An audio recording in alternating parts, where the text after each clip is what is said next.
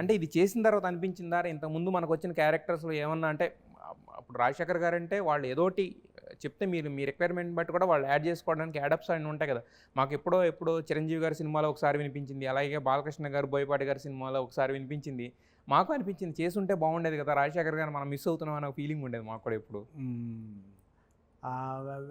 Venkatesh and Mahesh Babu చేశారు ఆ cinema Seethamma బకెట్లో సినిమాలు అందులో నన్ను యాక్చువల్గా అడగాలనుకున్నారంట.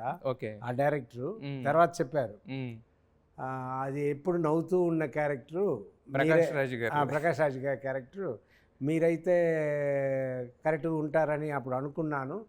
తర్వాత నేను ఫాదర్గా చేయడం అది మా వెంకటేష్కి మహేష్ బాబుకి అంత సూట్ అవ్వదో ఏమో అని ప్రకాష్ రాజ్ గారిని చేపించారు అని చెప్పారు. అలా ఇంకో క్యారెక్టర్ కూడా అనుకున్నారు, అది చేయకుండా పోయింది. ఇది అన్ని విధాలుగా సెట్ అయింది. అది బాగుంది అన్న లెక్క ఇప్పుడు అందరి నోటి నుంచి వచ్చేసింది.